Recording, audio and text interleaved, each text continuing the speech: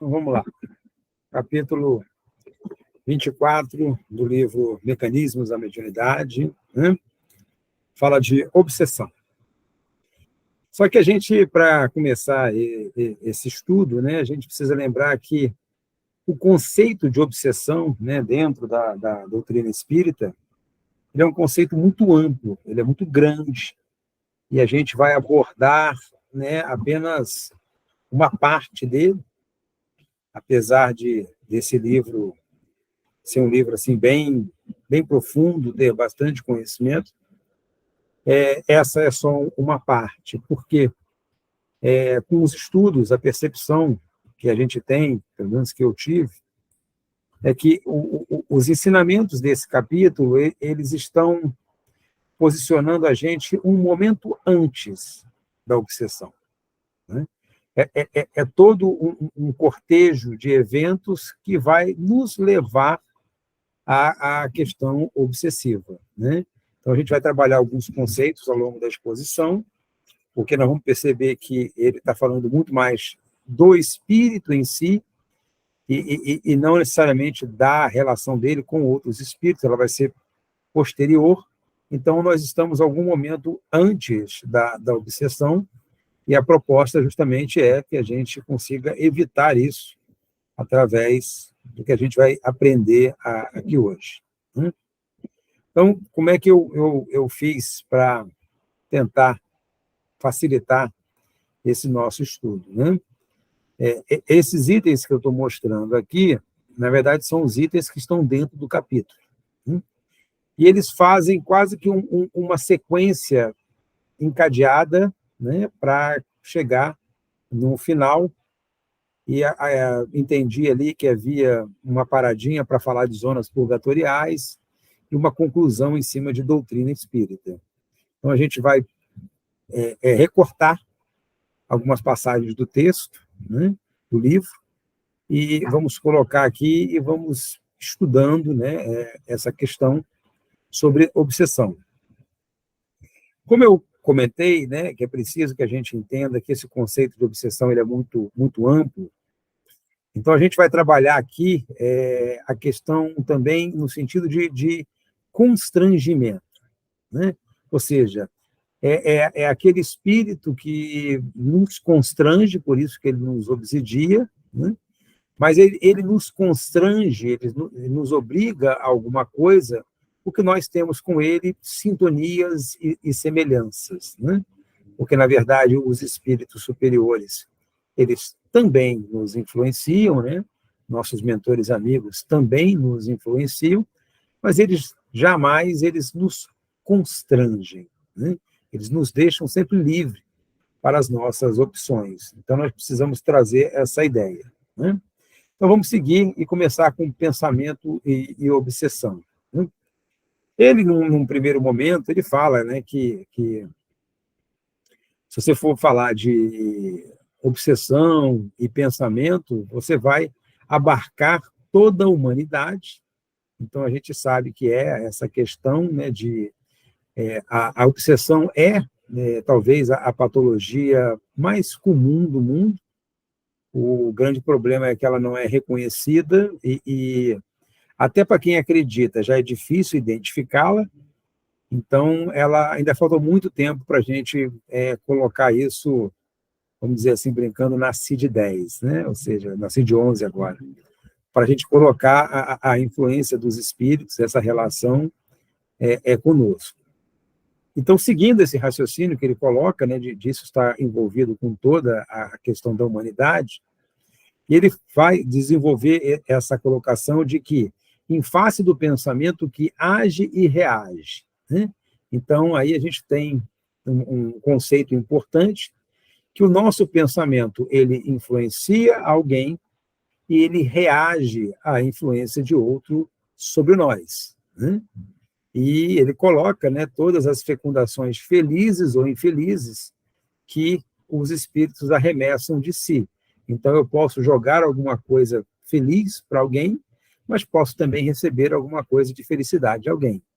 Da mesma maneira, as infelicidades, os pensamentos negativos que eu produzo, alguém recebe, e eu também, da mesma maneira, recebo de outras pessoas esse pensamento, essa vibração, esse contexto negativo. E aí a gente começa a pensar, né, como se a gente estivesse na nossa vida, né, o quanto que o assunto desagradável de alguém, né, é claro, tirando as convenções sociais ou obrigações de trabalho, o quanto que a gente evitaria uma conversa, o quanto que a gente evitaria um assunto, e, por outro lado, o quanto que nós adoraríamos ouvir um pouquinho mais sobre um assunto ou estar dentro de uma roda de conversa. Isso mostra a nossa questão de sintonia, de afinidades com esse grupo, né, de pensamentos. Só que ele ainda traz mais um conceito importante dentro desse primeiro parágrafo aí, né, que eles variam segundo os tipos de emoção e conduta a que se afeiçoe. O que isso aí é importante? Ele fala de emoção e conduta, né? Então, não é só o que a gente faz, mas muito também do que nós sentimos, certo? Porque ele fala da emoção, porque não tem aquela passagem do Evangelho que diz, né, que a gente peca por pensamentos, né? Ou seja, se eu pensar uma coisa e não fazer, ela conta negativamente para mim, né? E o Evangelho explica que aquele que pensa o mal e gosta, esse está enrolado. Aquele que pensa e luta em se desvincular disso, ele está em via de progresso. E aquele que nem pensa, está bem, né? Então, a gente precisa trabalhar isso. E se a gente quisesse sofisticar isso, trazer vamos dizer assim, alguns conceitos, né, de psiquiatria, de psicopatologia, a emoção ela é muito de momento, ela é uma coisa assim, muito aguda. A gente pode mudar as nossas emoções com muita facilidade. Então, ou seja, o quanto que a nossa interpretação da vida, a nossa colocação em relação aos agentes que nós recebemos no dia a dia, também pode influenciar. Aonde a gente quer chegar é a questão da vigilância do pensamento, mas a vigilância do que sente também, né? Então, a gente está vendo aí cenas de violência, de guerra, de indignação com as questões do nosso país, do mundo, de uma maneira geral. Então, o que nós pensamos e sentimos, a gente joga, né? Então, a gente pode alimentar felicidades ou podemos alimentar infelicidades, apesar de não termos feito como conduta, como ação motora, né? E se fizermos, ainda é pior ainda, porque acaba influenciando outras pessoas, tá? Então, é importante que a gente vai sentir emoção conforme o que a gente pensa. Emoção é diferente do sentimento. O sentimento já tem um contexto mais intelectual de raciocinar o que a gente está tendo, mas o quanto que é importante para a gente colocar isso. Seguindo, né? Então, enquanto não se aprimora, o espírito padece em seu instrumento de manifestação resultante dos próprios erros. Isso também é uma informação que a gente vai jogar lá na frente, né? Ou seja, enquanto a gente não faz transformação no nosso espírito, nós vamos padecer no nosso instrumento de manifestação. O que é o nosso instrumento de manifestação? É o nosso corpo físico, né? E aqui a gente pode fazer também uma livre interpretação e até entender que o nosso perispírito também é o nosso instrumento de manifestação do meu espírito. Então, ou seja, sempre haverá um adoecimento, né, da minha condição de espírito, enquanto eu for imperfeito, né? E ele vai confirmar isso nessa próxima colocação. Esses desajustes, que são esses desajustes que ele está falando? A questão do pensamento, a questão das emoções, a questão da irradiação e troca do nosso pensamento, né? E ele diz que isso não é só para as células físicas, né? Quando em disfunções múltiplas por força de agentes mentais, né? Mas também afetando a constituição do corpo espiritual. Então, o corpo espiritual vai refletir no cérebro, né? Onde ele fala aí, no gabinete complexo da alma, e que vai causar sintomas de perturbação do campo encefálico, e que vai originar fenômenos psicossensoriais que produzem alucinações e doenças da mente. O que a gente consegue entender disso? Quando a gente pensa mal, né, quando a gente tem um pensamento ruim, que pode se manifestar nos nossos atos ou não, mas que geralmente, certamente gera emoções ruins, sentimentos ruins, nós vamos adoecer o nosso corpo físico. Não só o nosso corpo físico, nós vamos adoecer também o nosso corpo perispiritual. Uma vez que estamos encarnados, enquanto o nosso corpo perispiritual adoece, ele vai, por um decaimento aí de vibrações, ele vai acabar chegando no corpo físico. E aí vão acontecer esses fenômenos que ele fala, psicossensoriais, que produzem alucinação. O que a gente precisa explicar nisso? O que é uma alucinação? Alucinação é uma alteração do que eu percebo, o que chega aos meus olhos, o que chega aos meus ouvidos, o que chega pelo meu tato. Isso é uma alteração, certo? Então, eu consigo estar vendo coisas, ouvindo coisas, isso é bem característico, que vai aparecer, né, justamente nesses sintomas que a gente diz que são sintomas de psicose, né? Seria na percepção, às vezes, de coisas não existentes, que a gente pode dizer que tem a presença de espíritos, mas que pode ser por uma lesão cerebral, pela minha maneira de pensar. E doenças da mente. O que é doenças da mente?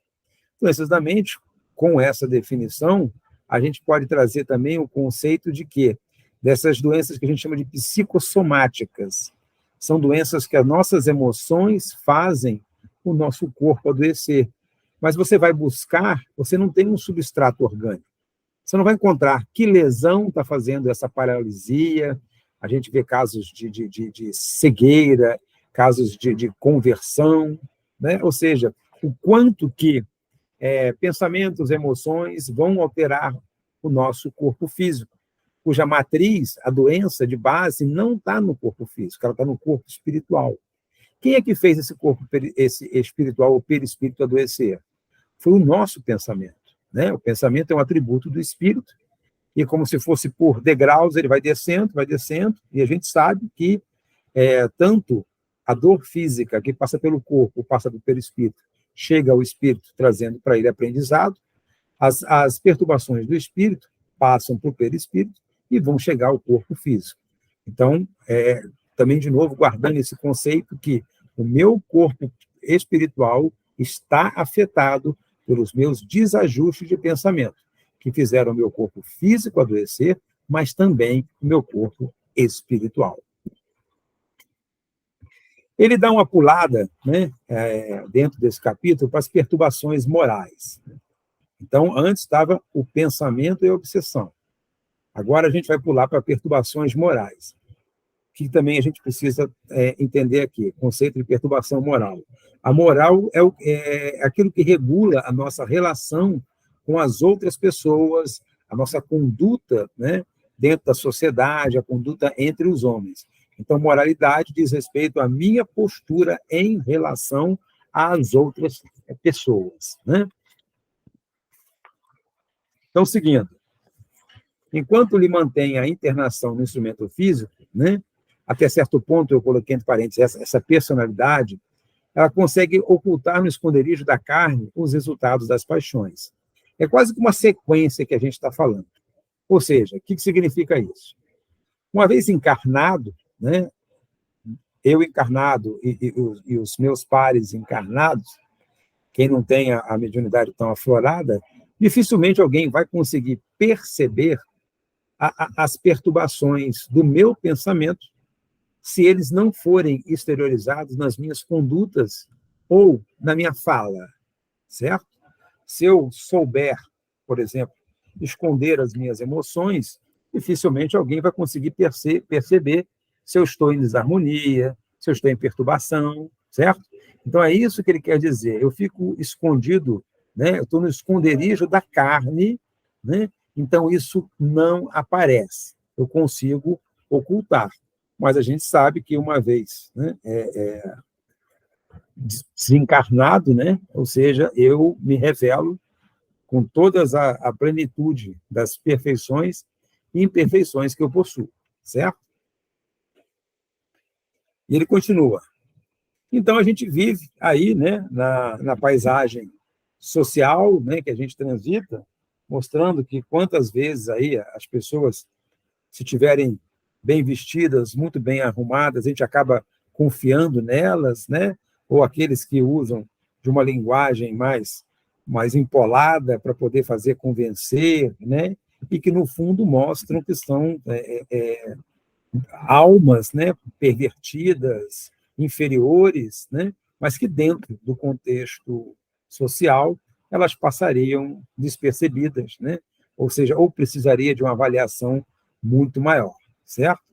Mas, uma vez que ela é arredada do vaso pela morte, não mais suporta o regime de fantasia. O que ele vai usar aqui com esse conceito de não suportar o regime de fantasia? É o que nós vamos usar um pouquinho mais na frente novamente, que é a questão da nossa consciência, né? Ou seja, quem vai nos punir, quem vai nos cobrar alguma coisa, vai ser, né, a nossa consciência. Por isso que ele diz, obrigando-se. Então, sou eu que me obrigo a sofrer as consequências dos excessos e ultrajes que, imprevidente, eu desrespeitei. Então, ou seja, né, seguindo a questão do pensamento e da obsessão, você vê que isso está relacionado ainda não falamos de um espírito atazanando o outro, estamos falando de um espírito que está em perturbação, que ele não controla o seu pensamento, que ele desarmoniza, que ele pode colocar em defeitos morais, emocionais e também em atos, mas que, uma vez fora do corpo, ele já não vai conseguir mais esconder isso. E ele começa, pela sua própria consciência, né? Ou seja, a sofrer as consequências do que ele faz de errado, certo? E aí ele vai dizendo, né? Pelas suas torturantes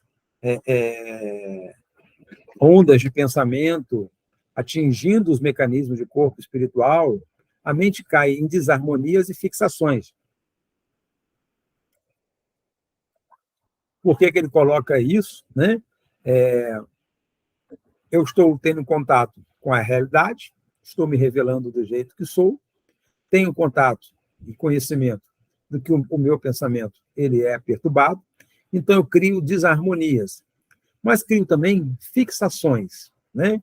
Fixações é um conceito também, vamos dizer assim, complexo para a questão do espírito, porque é aquela questão que a gente fala, a gente, dentro de psiquiatria, usa a expressão de estreitamento cognitivo. É aquela pessoa que não expande o pensamento para outras coisas.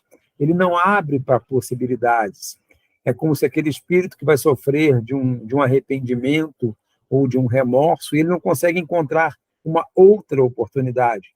Ou aquele espírito que está muito preso em algum ódio, alguma vingança, alguma raiva, ele tem uma fixação naquilo que ele não consegue entender que existem outras oportunidades, certo? Como, né? A gente aprendeu lá na Gênese que o fluido ele é indiferente. Quem dá a direção, a qualidade, a cor do fluido é o pensamento do espírito. Uma vez que a gente está fora do corpo físico, o nosso perispírito ele é extremamente influenciável.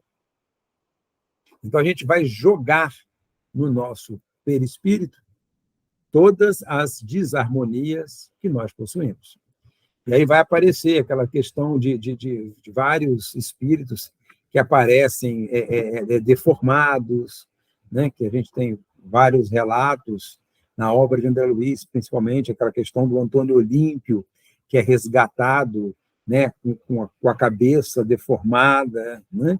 E várias alterações, porque são perturbações que são jogadas no corpo extrafísico, né? Nas células extrafísicas, por desarmonias do pensamento.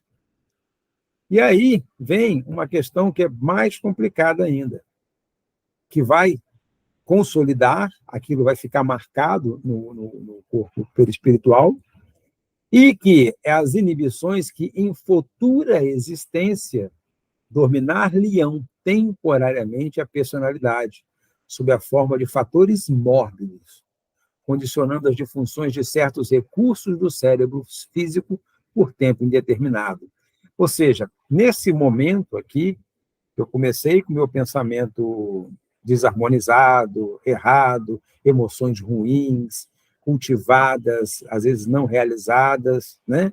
Ou seja, eu vou criando um adoecimento, ele vai ficando ruim, mesmo que eu tenha contato comigo mesmo depois do desencarne, eu vou jogar nesse corpo os meus arrependimentos, principalmente os remorsos, as fixações e desarmonia, eu já estou preparando para a minha próxima encarnação os resgates que eu necessito, né?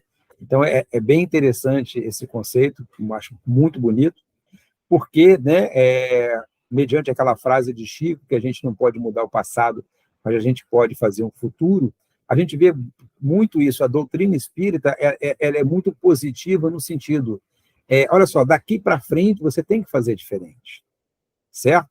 Então, ou seja, a nossa maneira de pensar, ou de pensar ruim, de sentir mal, de agir mal, ela já está determinando a minha necessidade de sofrimento e resgate no futuro.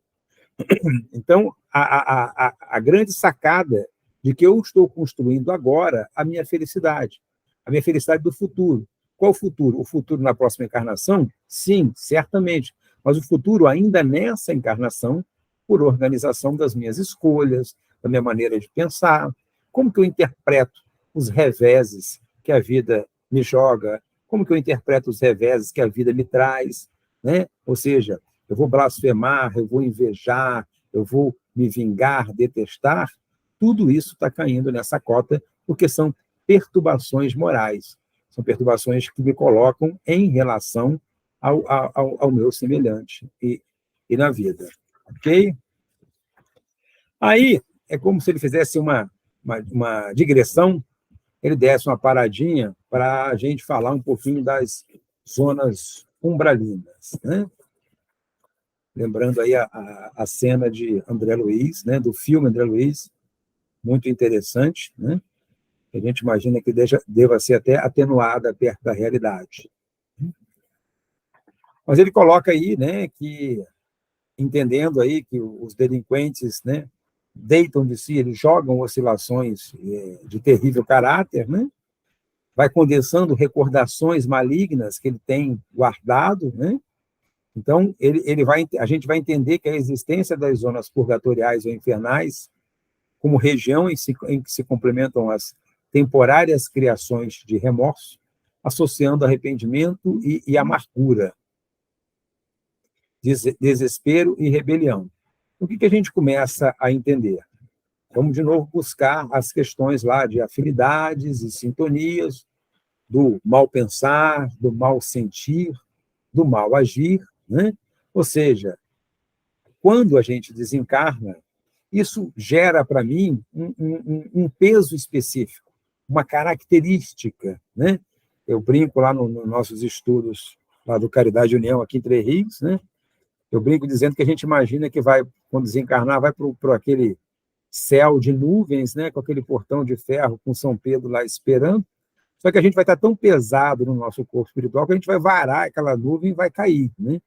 Então, ou seja, essa característica me coloca necessariamente numa mesma zona de equilíbrio, onde quase todos que ali estão também guardando as mesmas características do meu pensamento. E ele fala aí, né, as criações do remorso. O remorso é um sentimento de remorso, porque ele pressupõe sensações físicas, né, de emoções, mas concepções intelectuais, cognitivas, de entender que está errado. Mas é diferente do arrependimento, porque o remorso ele não se propõe a fazer a mudança. Seguindo, né? Então, ali se agrupam multidões de criminosos, e olha que interessante, segundo a espécie do delito que cometeu, né? Não tem como não lembrar do livro da Divina Comédia, né? De Dante Alighieri, em que ele faz uma visita, né, astral durante o sono, e ele vai visitar o inferno, o umbral, né, e o céu, e ele vê lá que essas zonas, elas têm como é que fala assim, são círculos, né? Então, existem círculos específicos para pecados específicos, né? Então, assim como existe a questão do Vale dos Suicidas, certamente existem zonas umbralinas e purgatoriais para cada tipo, né, de erro em que a nossa consciência se revele mais evidente, porque é lá onde nós vamos nos situar. Mas ele traz aqui uma coisa interessante, né? Essas ondas mentais, elas se afinam, né? Ficam ali juntos e se comunicam reciprocamente. É como se eu fosse já começar a pagar os meus débitos em sofrimento, vivenciando o sofrimento de outros. Então, é isso quando ele diz que quadros vivos, né, ante os seus olhos, quadros vivos de extremo horror, junto dos quais desvaíram, recebendo de retorno os estranhos padecimentos que criaram no âmbito alheio. Então, a gente já começa a receber, né, nessas zonas, aquele mal que eu causei, aquele mal que eu fiz, porque isso é o que está me criando a especificidade, a sintonia com aquele mal que eu causei para os outros. Então, assim, já começou um resgate, porque ele vai chamar a atenção disso, né, que nas zonas purgatoriais, o que funciona ali, aonde a gente tem aquela visão, né, são 1000 anos aí de Igreja Católica para a gente, né, muito pouco de espiritismo, a gente guarda dentro do arquétipo universal essa questão de pecado, de inferno, né? A gente guarda isso, e, na verdade, são zonas que o nosso pensamento é que cria, né? Zonas que são produto do sentimento, do pensamento das pessoas. Por isso que ele começou o primeiro item, né, como obsessão e pensamento. Eu vou criando isso. E aí eles vão aí colocando mais um fortalecimento do que a gente disse, né? Tiranos, suicidas, homicidas, libertinos e tudo mais, reunidos conforme o tipo de falta ou, né, de defecção a que se renderam. Então, a hora que ele fala, se examinados pelos cientistas do mundo, apresentariam à medicina os mais extensos quadros para os estudos etiológicos das mais obscuras enfermidades. Isso aí também é extremamente interessante, né, para a gente avaliar. Eu acho que isso é algo para o futuro, que ainda tem que vir, né? Ou seja, que tipo de pensamento, emoção, falta, sentimento vai me levar a qual patologia, né? Qual é a relação disso, né?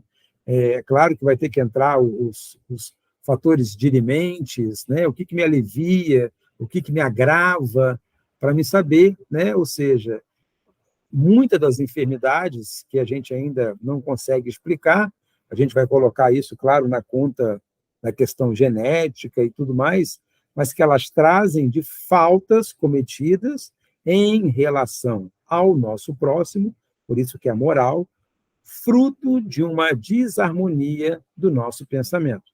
Obsessiva, porque é um constrangimento, mas a princípio poderia ser uma auto-obsessão.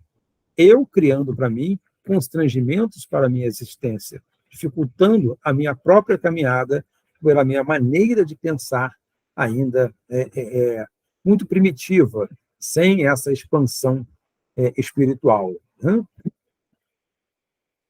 Seguindo ainda, né? Deduzimos assim que todos os redutos de sofrimento além túmulo não passam de largos porões do trabalho evolutivo da alma, à feição de grandes hospitais carcerários para tratamento de consciências envelhecidas, né? Ou seja, consciências no mal. Então, olha que interessante essa percepção, né? Então, de que ali não é um castigo, não é um Deus malvado que colocou para a gente, um local para a gente ficar sofrendo aquelas que a gente já sabe, né, aquelas colocações de Kardec, né, sendo Deus infinitamente bom e justo, ele não criou almas para ficarem a eternidade judiando dos outros lá no inferno, né, que seria uma injustiça de Deus, alguém condenado a viver em sofrimento e fazendo mal a alguém, né?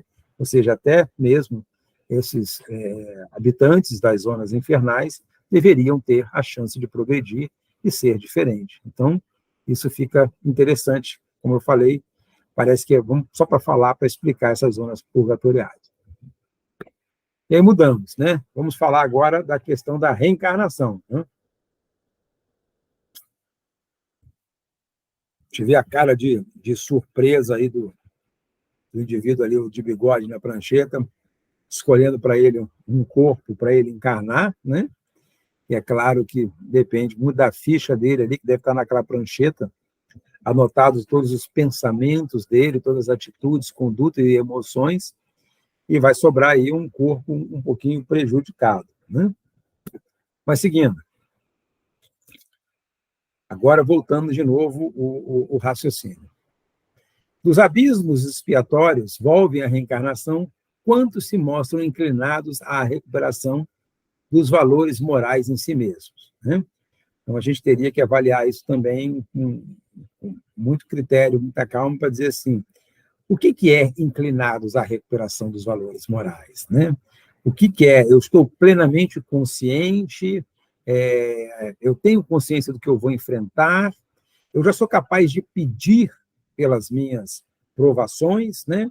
Acredito que a maioria de nós, se fosse perguntado hoje, né, como é que você quer reencarnar, nós teríamos um conflito, né, porque nesse momento nós queríamos encarnar com saúde, bem, né, uma boa situação financeira, a gente não teria esse discernimento de exigir as provações.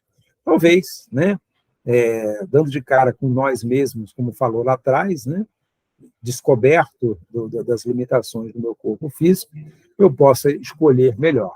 Mas então, né, a gente se mostra inclinado a essa recuperação. E serão transportados a novo berço. E olha que interessante, comumente entre aqueles que os induziram à queda, né? Então, de novo, chamando a atenção, agora já trazendo mais esse conceito da relação entre as pessoas e a questão moral, né? Ou seja, o mal que eu faço, né, a alguém, ele necessariamente virá como uma necessidade de reparação, conforme lá o céu e o inferno, né? Existe o arrependimento, a expiação e a reparação no Código Penal dos Espíritos. Então, a gente tem que voltar dentro daquele nicho. Quando não se vê em objeto de amorosa ternura por parte de corações que por eles renunciam à imediata felicidade nas esferas superiores, são resguardados no recesso do lar. Então, né, se ainda tiver alguém, né, que por algum mérito seu se dedique, né, que tenha amor e ternura, eles também podem vir para te ajudar, né, nesse resgate. Né? Seguindo. Contudo, renascem no corpo carnal, espiritualmente jungidos às linhas inferiores de que são adivinhos. Né? Ou seja, a gente também tem essa mania de brincar, né, dizendo que você nunca perde aquela coisa que está ligada a você, que você sempre foi a sua característica. Então, a gente não perde essa sintonia, essa afinidade, essa ligação ainda que fluídica, né, de onde nós viemos. Então, ou seja, nós vamos pegar muito fácil o que ele fala aqui, esse influxo, né? É como se a gente tivesse um hábito que a gente hoje sabe que é um hábito não salutar, não moralmente correto, mas que quando aquilo ainda passasse pela minha memória, eu ainda mostrasse um sentimento de receptividade àquilo. Então, ou seja, estamos num contínuo de aperfeiçoamento, e a gente tem muito essa questão, essa preocupação de, assim, eu preciso resolver a minha vida de uma vez. E a gente esquece que nós vamos, como é que fala assim, gastar muito tempo da nossa evolução para ficar bom. Então, faz parte, né, desse momento entender que a gente traz isso lá de trás. E aí a gente começa já a sinalizar o que vai ser o fechamento. O conhecimento da doutrina espírita, o conhecimento dessas questões de encarnação. Agora a gente já vai começar a entender e perceber o quanto que uma influência espiritual constrangedora, obsessiva, pode começar a me fazer alguma coisa. Por quê? Eu estou predisposto a uma retificação, mas eu não deixei de ter, né, os meus sentimentos, aqueles gostos, né, aqueles pendões que eu guardava até então. Eles não foram embora, certo? Eles estão aí. E aí ele continua, né, ou seja, reaparecem desse modo na arena física. Mas, via de regra, eles podem vir retardados mentais desde a infância. Se assim não vier, eles são perfeitamente classificáveis, né, entre os psicopatas amorais, demonstrando perversidade, sempre brutalizados e agressivos, né, ou seja, petulante, insolente e pérfido, né, maldoso, indiferentes a qualquer noção da dignidade e da honra, né, e ainda com a facilidade de novamente mergulhar na criminalidade e no vício. Então, olha que interessante, né? O que a gente está falando? Se a gente der uma expandida aí no nosso pensamento para relembrar como é que está a nossa situação na Terra hoje, né? Não precisa pensar muito, a gente vai encontrar muito disso daqui, né? Então, por exemplo, tem muitos espíritos que estão já encarnando com um retardo mental no conceito mais amplo que a gente pode definir. Então, o que é isso? Isso aí é uma reencarnação compulsória. Essa aí é por ordem. Olha, você vai encarnar, você não tem capacidade de decidir, vai ter que ser desse jeito, nós temos que organizar o seu pensamento, porque você reencarna. Você tem o esquecimento reencarnatório, você tem toda o molde que você vai fazer, o modelo organizador biológico, né, do professor Hernani. Você tem o que você vai organizar o seu novo corpo físico, então você vai organizá-lo com as suas imperfeições, e ele vem realmente bem imperfeito para te dar uma harmonizada e você já começar a jogar uma parte da sua desarmonia nesse seu corpo físico. Mas ele pode também vir como psicopatas amorais. Eu entendo que essa palavra psicopata que ele usa aqui não é o psicopata que a gente está acostumado a dizer. A gente vai usar essa palavra daqui a pouco. Mas o psicopata significa que ele tem uma patologia do pensamento. E eles são amorais, por quê? Porque eles não têm esse filtro que a gente tem para lidar com as coisas, com os nossos próximos. Por isso que eles dizem, eles estão sempre perversos, brutos, eles não têm dignidade, né? Tentando usar aí, por exemplo, a gente viu aí, vai sair um filme agora sobre aquele caso da Richthofen, né? Ou seja, quando a gente pensa, né, de uma maneira mais fria, terrena, como é que uma pessoa, né, que tinha qualidade de vida, ela elabora o assassinato dos próprios pais, certo? Então, o que é esse espírito, né? A gente tem que agora expandir esse pensamento. O que esse espírito traz na reencarnação? Se a gente conseguiu ler, né, entender o que foi lido aqui, a gente consegue fazer uma ideia. E aí a gente, como diz, usando a doutrina espírita, eu já sou obrigado a olhar esses espíritos, essas pessoas encarnadas, já olhá-las com um grau de indulgência maior, um grau de entendimento. Eles estavam no momento de oportunidade. Eles reapareceram na esfera física com algumas perversidades, porque não perderam a sintonia com o mundo de lá. E aí, de novo, começa a aparecer a questão obsessiva. Mas quem está construindo as atitudes, no fundo é o livre-arbítrio deles mesmos, certo? Então, são esses espíritos que vão começar a aparecer com essa questão de dificuldades, né? Essas características aí que a gente fica. Ele vai falar mais um pouquinho aqui na frente agora. Espíritos relativamente corrigidos nas esferas de reabilitação da espiritualidade desenvolvem-se no ambiente humano enquadráveis entre os psicopatas astênicos e abúlicos, fanáticos, hipertímicos, ou, né, com várias doenças e delírios psíquicos, inclusive aberrações sexuais diversas, né? Então, ou seja, se anteriormente tinha aqueles que tinham a tendência, tem uns que vêm relativamente corrigidos, mas que vão aparecer também com tudo isso. Tudo isso o quê, né? Vamos tentar explicar aqui. Psicopata astênico. Agora a gente está, de novo, também falando uma patologia do pensamento. Astênico é aquela pessoa que está mais devagar, lenta, consumida, né? E o abúlico, a bulia é sem vontade, né?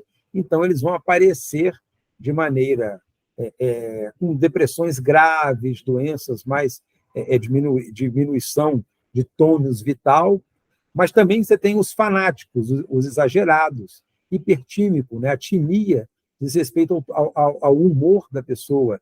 Então, são aqueles acelerados, agitados, né? E outros ainda vêm com essas várias doenças e delírios psíquicos. Delírio é diferente do que a gente falou lá atrás de alucinação, porque a alucinação diz respeito a você ver, sentir, né? Usa os sentidos. O delírio é mais uma questão da forma de pensar, né?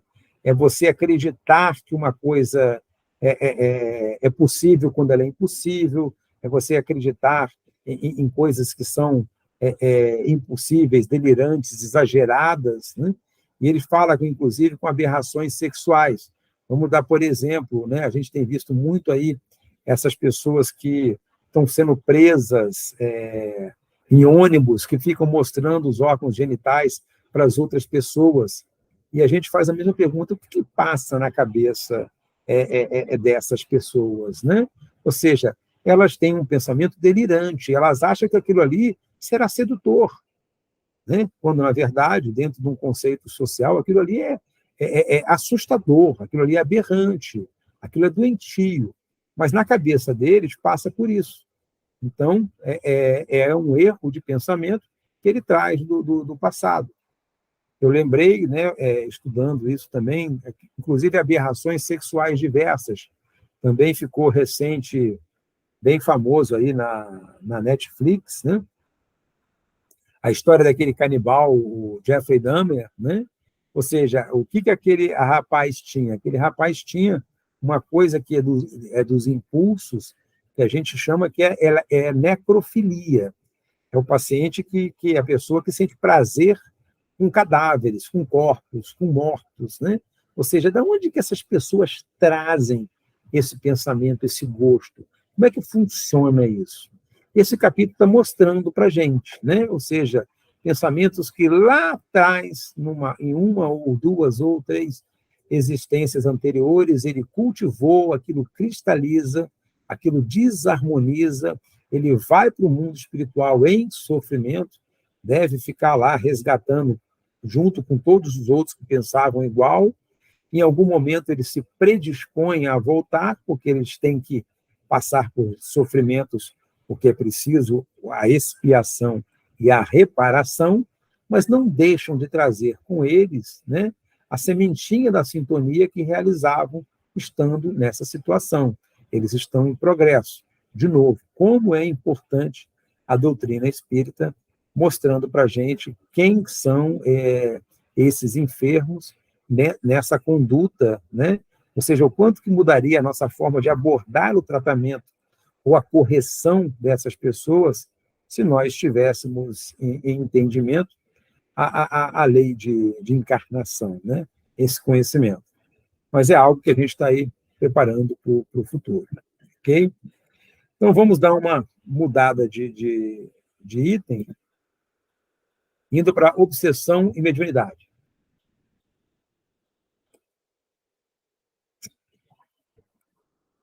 Então, vamos colocar isso na questão da mediunidade. Então, conseguimos entender essa dinâmica, né? Espero. Tais enfermos da alma, tantas vezes submetidos sem resultado satisfatório à insulina, convulsoterapia, quando recomendados ao auxílio dos templos espíritas, poderão ser tidos como médiums, né? Na verdade, uma pergunta até retórica que é feita dentro do livro, dentro do capítulo, né? E a gente precisa também lembrar aqui, lá pelos idos 1780 e pouco, o nosso famoso Philippe Pinel, né, o psiquiatra francês que toma conta do sanatório lá em Paris, né, na Salpêtrière de Cétré, é aquele primeiro que começa a olhar esses loucos de forma diferente e dá a eles um tratamento diferenciado, né? E o tempo evolui e, em alguma época da história da humanidade, dava-se insulina para doentes mentais para que eles entrassem em coma e, quando acordavam, eles estavam fora do curso, né? E Divaldo tem uma palestra também falando dessa questão do eletrochoque, que naquela época era bem ruim, hoje em dia não, hoje em dia é uma terapêutica, né? Mas que naquela época você dava o choque nas pessoas a sangue frio, né? Então havia sofrimento, fraturas, porque entrava em contratura. Hoje em dia não, hoje em dia é feito com anestesia, o paciente é sedado, o sofrimento do paciente é quase que zero, e alguns pacientes até pedem para receber o eletrochoque, porque eles melhoram bastante. Mas a gente ainda guarda muito preconceito disso e a gente vai devagarzinho melhorando isso aí. Mas, enfim, eram formas de se tratar, duchas de água, febre, né? E não resolviam até aparecer os medicamentos. Mas havia, como tem a obra do Dr. Bezerra de Menezes, né? A mediunidade sobre loucura sob o novo prisma, né?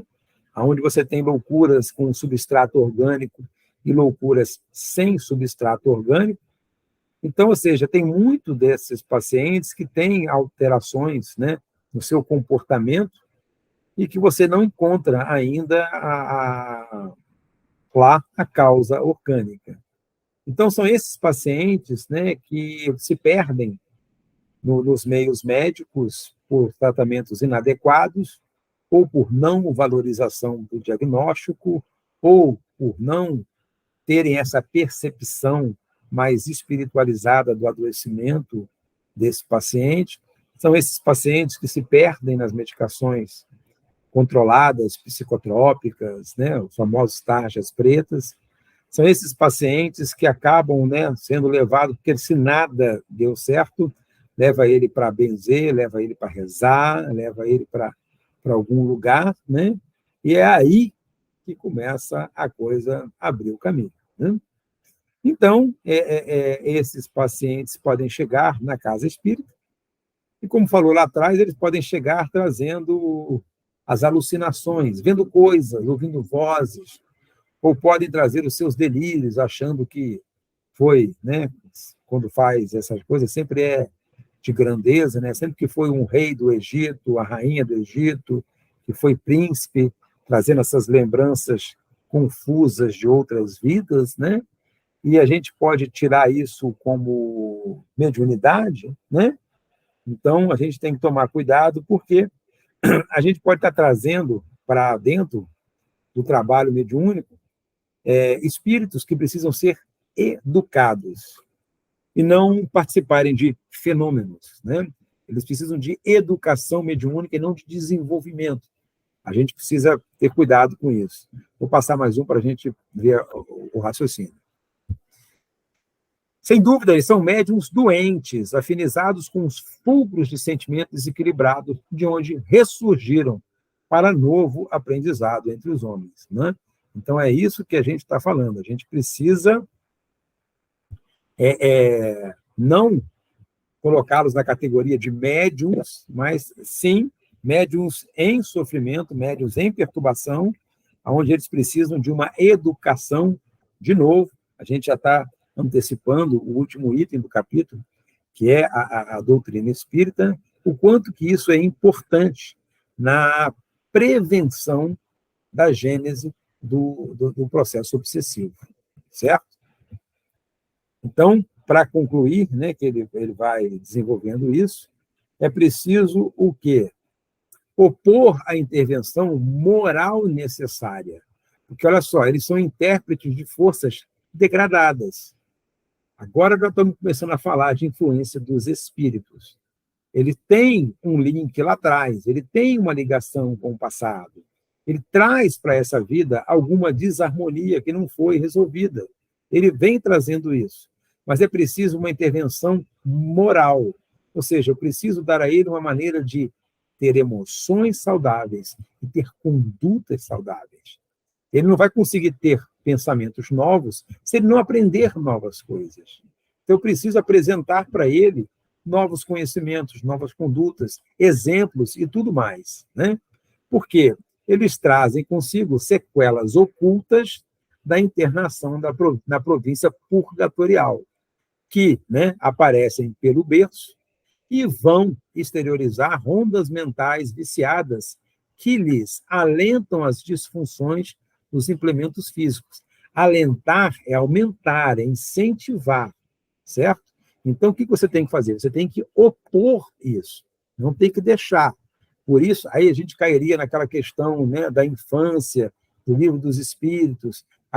O espírito na infância, ele realmente parece com uma criança, que é aquele momento de você intervir sobre ele, de você dar a ele novos padrões, para que quando ele atingir, né, a maturidade espiritual dele ali, ele possa fazer bom uso do livre-arbítrio, mas dentro de preceitos, né, vamos dizer assim, melhores para ele fazer um novo começo, né? E aí ele fala onde essas, pelas quais, ou seja, essas disfunções do pensamento, recolhem os pensamentos das entidades inferiores a lhe constituírem a cobertura da retaguarda. Olha aí, agora que está começando a falar, agora que está aparecendo o processo obsessivo, certo? Eu preciso, porque se eu não fizer isso, esses médiums, né, esses reencarnados, vão começar a fazer sintonia com os espíritos que são na retaguarda, mas que são semelhantes a eles, estão afinizados para ele. Em que momento da reencarnação que esses espíritos não receberam uma informação, e a gente usa a evangelização, em que momento esses espíritos não foram tolhidos nos seus pendões, nos seus desejos, nas suas formas, né?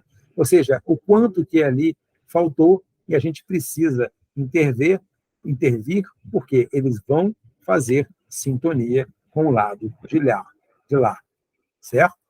Então, apesar desse negócio todo, que a gente deveria ficar até com medo de receber esses médios, né? Mas a gente não sabe nem se nós somos um deles, eles devem ser acolhidos nos santuários de espiritismo, por medianeiro de planos que é preciso transformar e ajudar, certo? Porquanto o espírito renovado para o bem é peça importante para o reajustamento geral dessa ou daquela engrenagem conturbada na máquina da vida, né? Como ele guarda relação com vários outros comparsas, cúmplices, negligentes de outra vida, a melhora dele necessariamente afeta a melhora de todos os outros.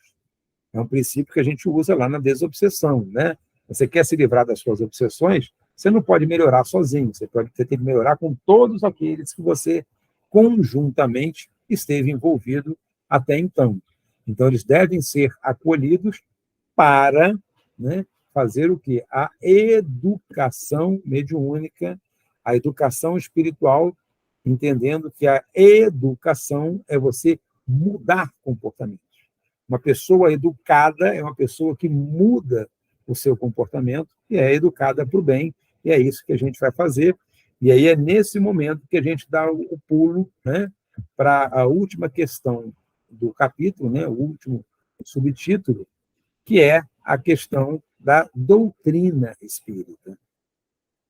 Um ou dois parágrafos antes, ele começa André Luiz fala, né, que as religiões são importantes, que elas trazem o conteúdo transcendente, espiritual, né? Ou seja, a gente tem que levar isso em consideração, né, para ajudar. E aí ele, né, começa a colocar isso.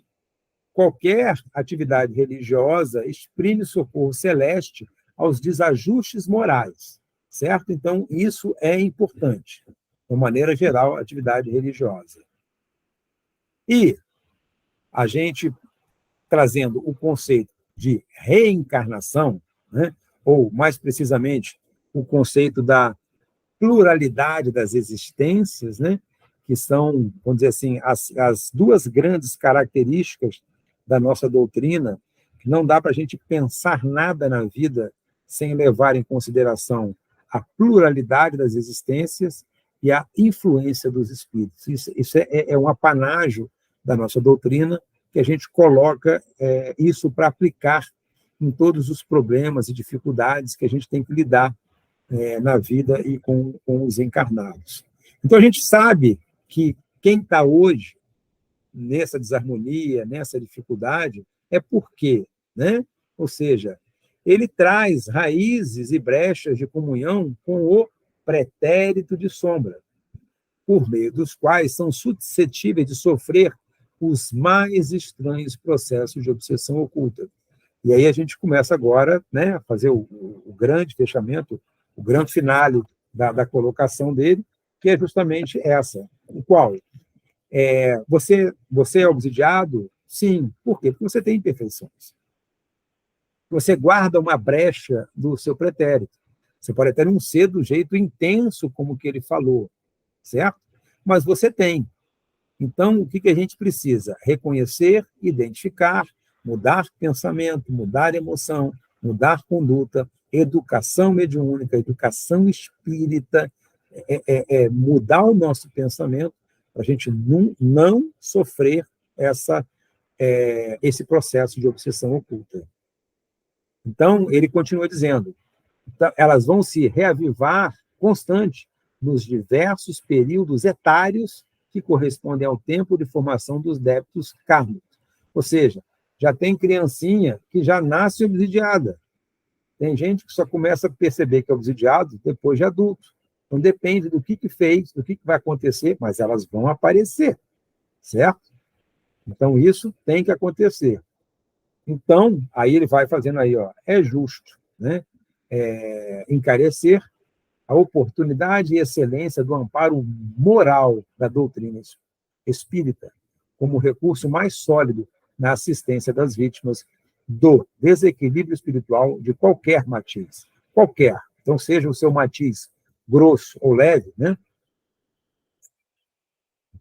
Suave ou pesado, a doutrina espírita tem alguma coisa a oferecer para você. No sentido de que, né, puxando a brasa para a nossa sardinha, né, somos nós que falamos de múltiplas vidas. Somos nós que falamos de influência dos espíritos. Não que vai ficar pior para a gente, mas que nós temos um instrumento, Kardec fala isso no Livro dos Médiuns, nós temos um instrumento de melhor lidar com isso, de melhor vencer essas dificuldades, e principalmente pela terceira revelação, que é a doutrina espírita, no sentido de aplicação das leis do Cristo, né? Das bem-aventuranças, das leis morais, para que a gente consiga colocar em prática isso tudo que a gente está precisando fazer, né? Ou seja, trazer. Então, essa, como é que fala assim, é a coisa mais bonita que a gente tem dentro da doutrina. Continuando aí, né? Ou seja, oferecer estudo nobre no serviço santificante, transmutação, harmonização, melhorar domínio dos pensamentos, né? Assimilar a influência benéfica dos agentes espirituais da necessária renovação. Lá no Livro dos Espíritos, né, Kardec pergunta aos mentores, né, por que os espíritos conseguem nos influenciar, né? Porque nós somos imperfeitos. Por que eles fazem isso? Porque eles têm inveja de nós, porque eles são invejosos, né? E por que a gente deixa isso? Porque nós somos imperfeitos. E qual é a melhor maneira de eu afastar os espíritos negativos, melhor maneira de afastar os espíritos imperfeitos é atrair a presença dos bons. Então, eu atraio a presença dos bons quando eu, por semelhança, por afinidade, por pensamento, por conduta, eu começo a me sintonizar com eles. Porque eu começo a praticar caridade, eu sou indulgente, eu sou benevolente, né? Eu me dedico a isso, meu pensamento muda, eu me policio, eu vigio, então eu começo a estar protegido pelos nossos mentores amigos, e aí eu consigo me livrar dessa questão obsessiva. Fiquem calmos que isso não é para agora, ainda temos muitas encarnações para limpar toda essa conexão que a gente tem do passado. Eu me, como é que fala assim, eu me permiti colocar um último item que não consta do capítulo, para lembrar a gente, né, que é a questão da terapêutica complementar espírita, né, que é a desobsessão, para ajudar esses nossos irmãos que estão encarnados nessa jornada, para que eles possam sentir alívio desse peso e seguir num caminho melhor. Lembrando que um estudo atento das obras de André Luiz, a gente percebe que quando a espiritualidade amiga vai interferir em algum processo de obsessão, nunca é só pelo obsidiado que vai buscar ajuda. Todo o trabalho é feito coordenado para também o obsessor, que os dois são devedores, mas os dois são carentes também de auxílio e de amparo. Então, a desobsessão é uma terapêutica importante. A questão dos passes, né? Renovando, limpando as negatividades que nós acumulamos ao longo do dia e nos ofertando, né? E a água fluidificada, que é esse recurso, né, abundante que nós temos, trazendo aqui a lembrança da questão do evangelho no lar, da fluidificação das águas, da frequência na casa espírita, para também receber a água fluida.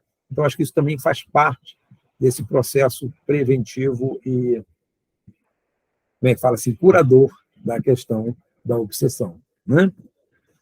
E aí eu acho que eu encerrei, né? Imaginando que tenha sido compreensível aí, né? Esclarecedor, com certeza. Passei uns 5 minutos aí, mas a gente demorou a começar também. Sim, verdade. E eu vou deixar agora aberto para se alguém quiser fazer alguma pergunta, tirar dúvida, alguma contribuição também. Nós temos alguns minutinhos ainda.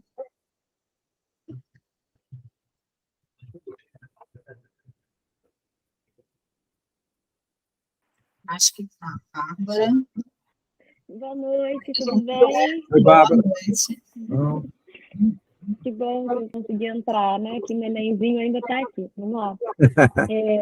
Cássia, quer fazer uma pergunta, não? Posso fazer? Alguém mais? Bom, eu sempre tenho, né? Um comentário, mas é um comentário como pergunta. Lá no início, né, eu estava falando sobre a emoção e a conduta como sendo questões importantes. Quando a gente pensa em conduta, como você falou, né, do movimento motor, né, aquela coisa, fica mais claro. Agora, quando a gente pensa em emoção, fica uma coisa assim, porque a emoção, muitas vezes, ela pode vir de um pensamento, tudo bem, mas pode ser que ela venha como reação a algo externo, né, algo que aconteceu. E aí a gente percebe, assim, que é do espírito mesmo. Porque aquela emoção, muitas vezes vem e você não tem controle. Você veio, né? Não foi de nenhum pensamento, foi que alguém fez algo, ou algo ali a seu redor. E aí, você pode comentar um pouquinho sobre isso? Isso aí é a manifestação mais pura e simples de quem você é de verdade. Eu penso, uso como exemplo, né, o que está acontecendo agora, que é essa guerra que está acontecendo entre Israel e o povo palestino, Hamas, né, em que, dependendo da linha de pensamento que alguém tenha, é natural que você pense, nossa, tinha que fazer isso mesmo, ou não tinha que fazer isso mesmo, tinha que matar, bem feito. Isso é o que você falou, isso é a nossa emoção. Isso aí sou eu, no fundo, falando com muita facilidade. Só que eu estou equivocado porque eu estou dando munição para a espiritualidade negativa. né? Eu estou jogando um pensamento. Meu pensamento deveria ser, né, tipo Jesus, né? Pô, tenho pena deles, eu vou ajudar, vou rezar por eles. E às vezes a gente reforça isso, né? A gente vê no nosso país assim, tanta coisa errada que nos causa indignação, e a gente solta, isso aí tem que matar mesmo, isso aí tem que acabar, não sei o quê. Nós estamos dando munição. Isso são as nossas emoções. Estímulos que vêm, eu reajo a isso sem pensar. Aí, se eu pensasse, eu iria me corrigir, eu ia fazer igual o Evangelho. Eu pensei, mas não vou manter isso, não. Né? Então, a gente precisa tomar muito cuidado, né, para fazer isso, porque a gente deveria se imaginar fazendo nós somos espíritas, né? Nós vamos fazer uma incursão lá nas zonas purgatoriais umbralinas, ajudando, né? E aquilo que André Luiz fala, não fica procurando saber por que alguém está lá, que senão eu vou olhar para alguém e falar assim, bem feito, né? Está aí, né? Ou seja, eu já fico lá e nem saio. Por quê? Eu estou me revelando. Eu sou assim, no fundo eu penso assim, né? Como lá não tem esse filtro que a gente falou do contexto social ou das meias palavras, né? Lá representa o que eu estou sentindo mesmo, né? A gente tem que tomar cuidado com isso.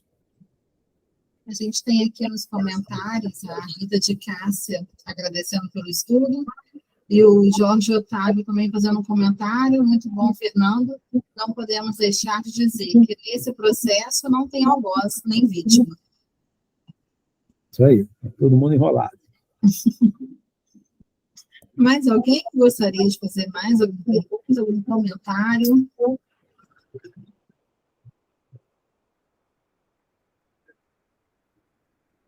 Todo mundo entendeu super bem, graças a Deus, né, Fernando? Todo mundo entendeu tudo, ninguém entendeu nada. A Cássia também agradecendo pelo estudo e pela disponibilidade. A gente também agradece a todos, né, pela participação. Obrigada, Fernando, pelo estudo. Acho que a gente então já pode encerrar. Né? Semana que vem a gente tem mais um estudo. E alguém gostaria de fazer a prece para a gente poder finalizar?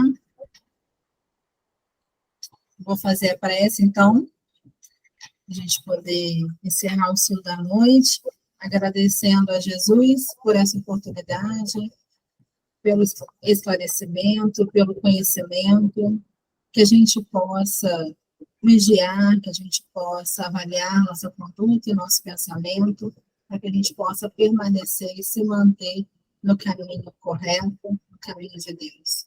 Obrigada, Senhor, que possamos ter uma noite agradável dentro de nossa família. Que assim seja, graças a Deus. Graças a Deus. Boa noite, gente. Pessoal, até a próxima semana. Obrigado, Roberto. Até mais. Até a próxima. Tchau. Tchau, Fernando. Tchau, Natália. Tchau, boa noite. Tchau. Tchau. Tchau, gente.